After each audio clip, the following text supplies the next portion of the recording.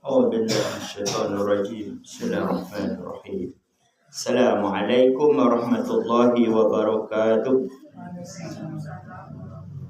الحمد لله الذي خلق الإنسان في أحسن تقويم ثم رددناه أسفل سافلين إلا الذين آمنوا وعملوا الصالحات فلهم أجر غير ممنون أشهد أن لا إله إلا الله وحده لا شريك له وأشهد أن محمدا عبده ورسوله اللهم صل وسلم وبارك على سيدنا محمد وعلى آله وصحبه أجمعين.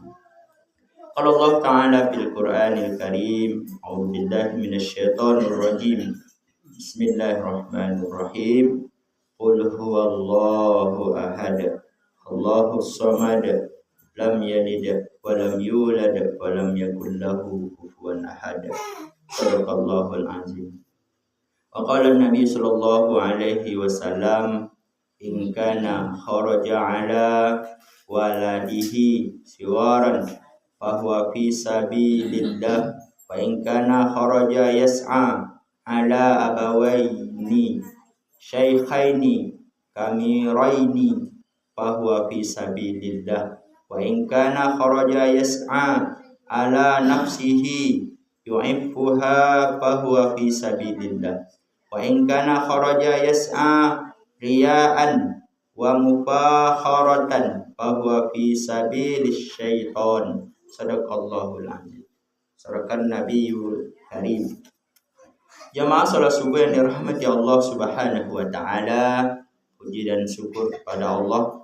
Alhamdulillah di hari Jumat yang penuh berkah ini Allah masih berikan kesempatan pada kita untuk mengumpulkan bekal kita menuju kehidupan yang abadi, yaitu kehidupan akhirat. Kemudian salawat dan salam buat junjungan kita Nabi besar Muhammad sallallahu alaihi wasallam.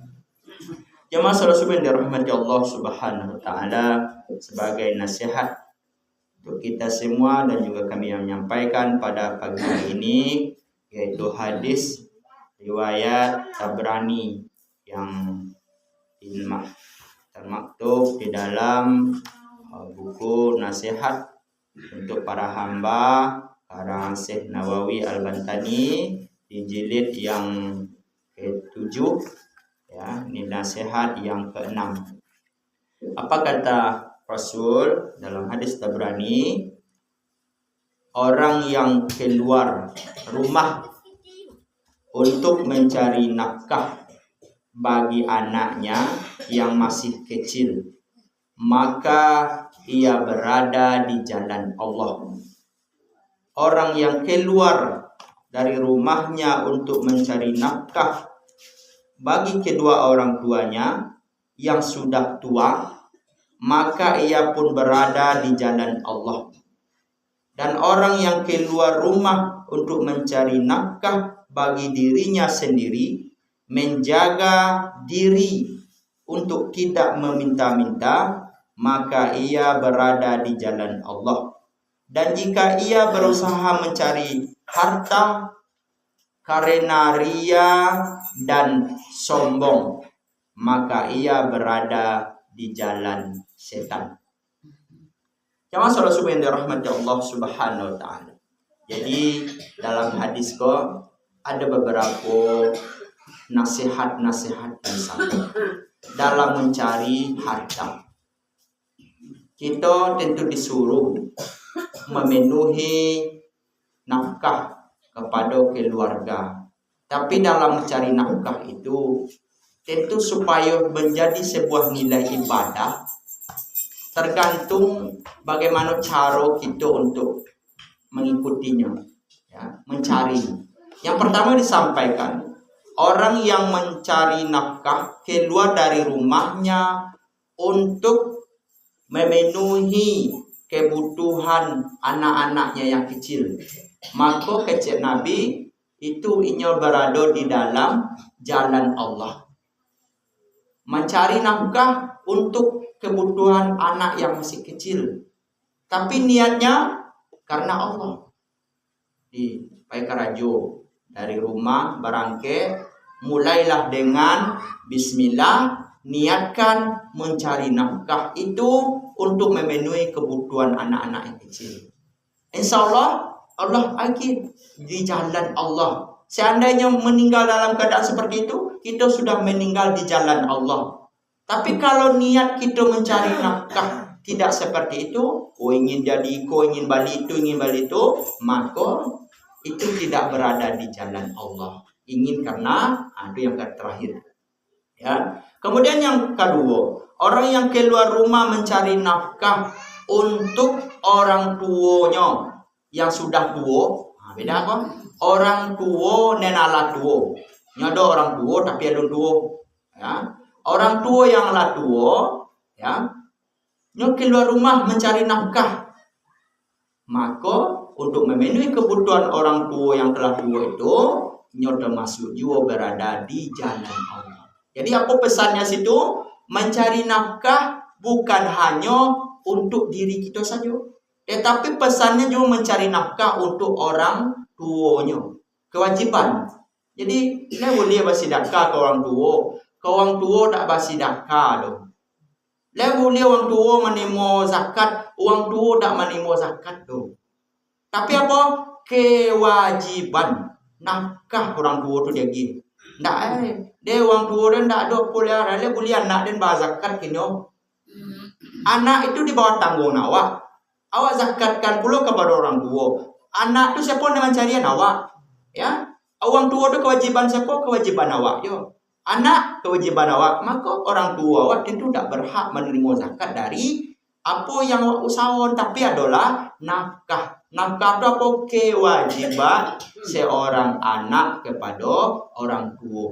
Jadi mencari nafkah niatnya adalah untuk orang tua yang sudah tua, maka juga termasuk orang-orang yang berada di jalan Allah Subhanahu wa ta'ala. Kemudian yang ketiga, orang yang mencari nafkah keluar dari rumahnya untuk memenuhi kebutuhan dirinya, ya, untuk memenuhi kebutuhan dirinya sendiri, maka ini terhindar dari, supaya kenapa mencari kebutuhan untuk dirinya, supaya terhindar dari meminta-minta. Ya, meminta-minta itu dicam keras oleh Nabi itu. Tak boleh. Tak boleh sesungguhnya meminta-minta dulu. Kalau masih sanggup, ya, untuk mencari, masih sanggup untuk bau sawo. Tetapi kalau indah bantu nolai, ya, indah bisa nolai, ndak lu ada perhatian uang loh, nampak no. Maka tentu sesungguhnya dalam hal seperti itu mungkin mubah saja. Tapi yang lebih baiknya walaupun saya basat-basat apapun dan meminta-minta kok, itu sangat dikecam loh, dihindari ndak, ya. Karena nanti akan ada uang dan akan magih kalau seandainya di rumah aja yakinnya dengan Allah doa. Ya, memang batu-batu ndak bisa buat bakar rajo lai, batu-batu ndak bisa berusaha lai. Aduh di rumah solat mana yang bisa kita lakukan sesuai dengan fisik awak, ya, ini wajib tu tetap. Maka Allah datangkan yo rasaki untuk awak tu, ya. Seperti ada sebuah cerita tu, ya, burung, ya, yang memberi makan ular, ya. Ular nak tanang itu nak. Tapi jo siapa nak bagian makan? Ternyata Allah datangkan burung tu pemantan no makanan ke situ. Nanti makan situ. Kanyangnya nak. Boleh ko manusia. Walaupun lah sakit ya dimakan. Siapa nak bagian makan? Allah datangkan uang. Allah lagi petunjuk ke uang untuk pemantan no makanan. Pemantan no kebutuhan. Tapi bukan keinginan. InsyaAllah bisa seperti itu. Tapi hindari dari meminta-minta. Meminta-minta, ya. Maka orang yang keluar dari rumah untuk memenuhi kebutuhan dirinya, menghindari dari perbuatan meminta-minta, maka dia termasuk itu di jalan Allah Subhanahu wa ta'ala. Kemudian yang berikutnya, orang yang keluar rumah mencari nafkah, tapi niatnya itu apa? Untuk ria, untuk sombong. Apa mencari kok? Ingin balik tu. Untuk apa balik tu? Ya kawan lah balik tu, awak nak balik tu lah. Tu tinggal warna awak rasa nak ingin membanding-banding ingin menyaingi wang. Wang lah balik tu awak berapa? Balik tu lah. Aku bosau lah. Itu niatnya tidak karena Allah. Tapi niatnya apa? Ingin balik kau untuk membanggakan ke kawan. Kawan lah balik tu dan bisa lah balik tu. Ingin sombong, ingin ria, ingin dicaliak di wang. Supaya saya tu lado itu. Saya tu walaupun nomor itu lah isi rumah lah tanggung lah ikut lado tu lado. Kalau ada niat seperti itu kita mencari nafkah, maka kata Nabi itu adalah ino berado di jalan setan. Maka ketika nopai seperti itu, apa yang diusahakan? Indak kapatui punyo ino ra, indak kapatui hak ino, diambil na ya. Iko mesti ino dak punyo ino ko. Punyo kawan, ya diambilnya ya tu. Diambilnya. Pokoknya apa yang menjadi keinginan tercapai. Kalau hanya untuk mencari nafkah, untuk memenuhi kebutuhan hidupnya, kebutuhan keluarganya, anak istrinya, kemudian kebutuhan kedua orang tuanya, insya Allah Allah tunjukkan jalan. Kalau memang seperti itu. Tapi kalau niat dari rumah aku tidak itu lah, maka tentu jalannya yang dia jalan setan. Banyak kisah-kisah yang dapat kita ambil. Dan taruhnya kami pernah dulu. Ya, aku sampai kayak kisah. Hari ke bulan besok pagi hari ke raya Idul Fitri. Ya, nen kadi makan ndak adu. Besok pagi kali raya ayam ndak ado nen kadi bare dak do kadi kotu salah secupak dulu. Kami kadi kotu pai mangkek kayu. Ka Sungai Si tahu kena. Uang tukang sinso bulan puasa kadi kotu. Tukang sinso dak ado boleh. Tukang sinso lebih turun seminggu punya langkah kayu tukang sinso turun. Apa kecil abak kadi kotu. Wak pai lah kate. Tak ada sabiran-sabiran kau tu kayu wang nenda ada buah petang kita buah itulah tu kesabiran saja. Kami berangkat. Tapi apa niatnya tu untuk dia dapat awak balik ayam gak sikut bagi gak dusuke untuk hari gayo besok jadi dah baju kalau macam tak perlu dah. Pokoknya dapat balik ayam balik balik bagi lah jadi tu. Berangkat kami pagi le. Ya.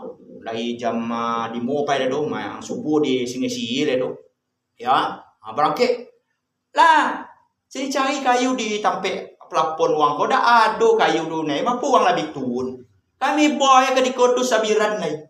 Sabiran bapo kadapek lah bako kedagi de bos tu. Agian dia tu. Lah jalan. Taruh dalam perjalanan tu kira no patah lo kayu ni bapo aja. Tu nasib ni bapo dulu mah. Patah lo kayu ko. Awak agian lah kada kapur. Kau di kau de ko dulu pono. Ya, di KUD ko dulu bos kami tu dan tu apa nama seri. Dia masih tak mati dah selagi ni tu. Apa itu? Nah, tiba di situ adalah sanjo. Lama maghrib ko tiba kami balik lah you kuah ketek lah ni waktu itu. Itu bawa buku ke tu. Masih terkanau lah. Dia ada kan tukang kayu ko. Berapa ko? Nuagi lah piti. Yo jadilah dapat tu mali ayam. Peti sapi mempuluh je tu. Kami pai berampek abah kakak tu awak. Tu adik seorang lain. Kami berampek pai. Jadi apa? Allah cukui enyo ai gayo tu. Ada tiba di rumah kira no ado yo wang pai mantan bagi kira no rumah. Itu sebuah keyakinan kepada Allah Subhanahu wa taala. Itu yang kami alami. Ya, kehidupan kita. Jadi kalau yakin dengan Allah, keluar rumah mencari nafkah itu karena Allah untuk memenuhi kebutuhan awak, insya Allah Allah cukupi. Tetapi bukan Allah berikan sesuai dengan keinginan awak, tapi Allah berikan sesuai jo kebutuhan awak. Kalau keinginan awak banyak, tentu tidak semua keinginan itu akan kita dapat. Tapi tetap punya keinginan awak, tetap punya keinginan. Tetapi tetap usaha tu, ya ikhtiar semaksimal mungkin kita serahkan kepada Allah. Mana yang sesuai keinginan awak, alhamdulillah. Mana yang tidak sesuai dengan keinginan awak, itu adalah rahasia Allah. Tidak tentu di awak ada. Mungkin keinginan Allah lebih baik daripada keinginan daripada kita. Keinginan awak mungkin banyak, keinginan Allah tentu lebih tahu. Kalau seandainya keinginan awak dipenuhi seluruhnya, maka tentu awak akan menjadi orang sombong.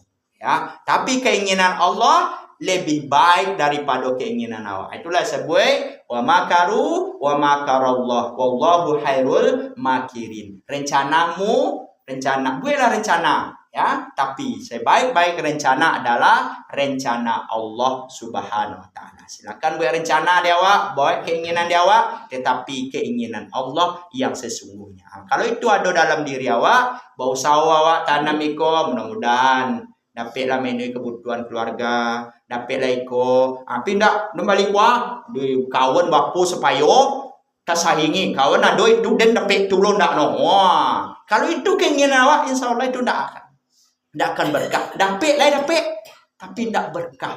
Maka menjadi orang sombong, bukan menjadi orang tawadu. Itu saja jemaah salat subuh yang dirahmati Allah Subhanahu wa taala. Mudah-mudahan jadi pedoman dalam kehidupan kita. Terima kasih. Subhanakallahumma rabbana wa bihamdika asyhadu an la ilaha illa anta astaghfiruka wa atubu ilaik. Assalamualaikum warahmatullahi wabarakatuh.